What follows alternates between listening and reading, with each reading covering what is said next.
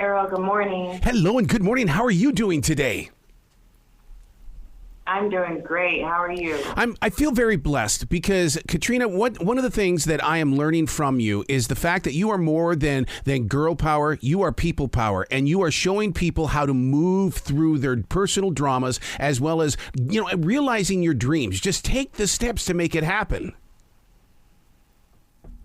Thank you so much. I appreciate it. That's definitely been part of my vision, just helping people progress and putting people in a position to do well.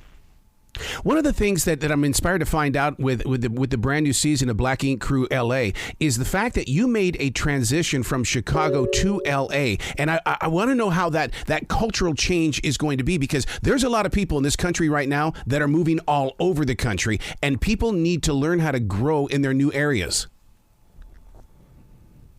Yeah, the transition was great. I moved to California in 2016. I took the platform that we had of Black in Chicago and getting that national notoriety and, having fans from all over the country. And I just used that opportunity to help me chase my dreams. I knew I wanted to move to California since my dad took me here for spring break when I was 15 years old. And being a tattoo artist, like the tattoo culture of California is just farther than anything that I could have envisioned in Chicago. So for me, it was just about taking my skill and my craft to new heights and seeing what comes with that. And, my success and my shop, and it didn't happen overnight. It took years, years to finally see the fruits of taking that leap of faith. But I'm glad I did, because, I just stayed true and kept working, and it definitely paid off. And now, I feel like I've moved mountains in the tattoo industry. Well, you saying that right there, you just lived up to your quote. You can have it all, but not all at once. You have lived that life. Absolutely. So when you've got 2 tattoo shops in LA, and you're also a mother, how? I mean, teach us how to be responsible for all things. We all just want to do one thing, but you are really involved.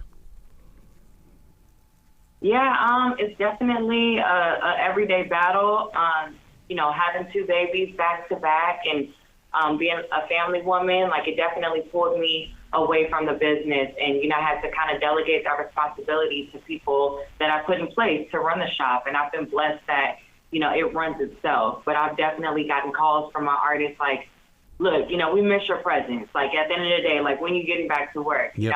So I'm just trying to day by day and figure out how to be in both places, at the same time. I try not to overwhelm myself with it.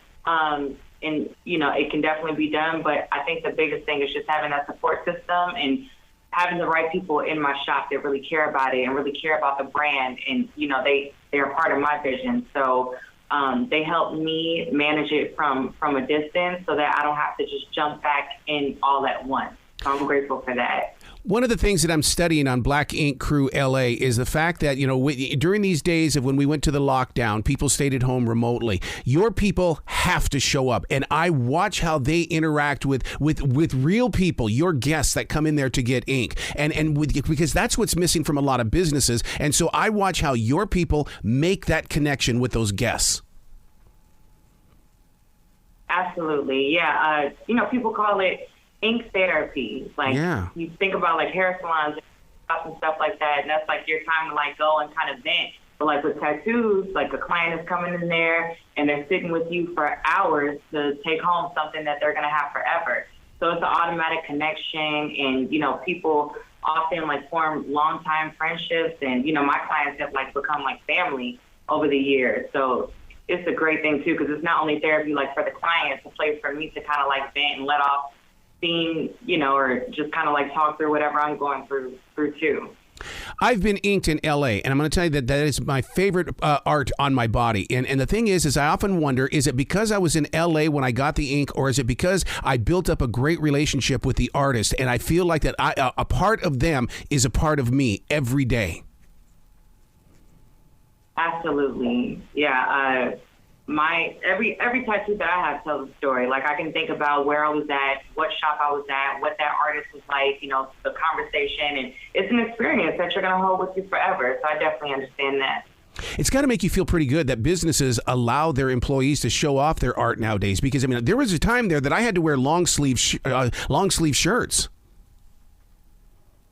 Yeah, I think I noticed that shift start to happen when we first got Black in Chicago, and then all of a sudden I was called to do career days, and I just remember how uncomfortable I felt because I'm the only tattoo artist in here with other lawyers and doctors and all these other professions. But by the end of the school day and me speaking my piece, all the other professions were like, look, I got this sleeve, I got this piece, like, oh, I got a full back piece. So it's just like, it was really dope. I'm that far. Well, I'm just glad that they can have it in other parts of their body instead of the tramp stamp that you notice when they bend over, and it's like, oh, come on now, come on, I give me some real art here. Yep, exactly. Tattooing has come a long, long way. Like, you don't see too many tramp stamps anymore. It's like vintage at this point. But we are seeing ink on faces. I can't imagine what you as an artist go through when somebody is going to go through that transformation. Yeah, you can kind of, a lot of people just have that look. Like one of my artists, Deshay, he has like his whole side of his face, like tatted, but like it's part of his whole aesthetic. It doesn't look like thrown off. Versus like, if I have somebody come in and they don't have any tattoos and they're like, boom, I want the first one on my face. And it's just like, okay, are you sure about this? Yeah. Because you can't back. So I'm all about a look and aesthetic, and at the end of the day, if it doesn't feel right, I'm not going to do it. Yeah. Like if I feel like you're just making a bad choice, I can feel the energy. If I can feel like you might be going through something and you're trying to do something crazy that you can't take away, I wouldn't do it. But if it's part of a look, and I've had clients who want like a really, really tiny, like delicate little rose right here. Like there's such classy ways to do something that you would think a face tat, like, oh, that's crazy. But there are so many, aesthetically pleasing ways to do it. Yeah. So where can people go to find out more about you, Katrina? And, you can get some of that national connection and love from everybody that's around. We're watching you. We just want to be connected with you. Yeah, well, I bring people in my day-to-day on my Instagram. It's Cat Tat Girl. And then from there, you can find my shop, Enigma, Beverly Hills, and get to meet all the artists there. And, of course, you can tune in every Monday on VH1, 9/8 Central to Black Ink Crew LA. Excellent. Well, you come back to the show anytime in the future. The door is always going to be open for you. Thank you so much. I appreciate you having me. Well, you be brilliant, okay?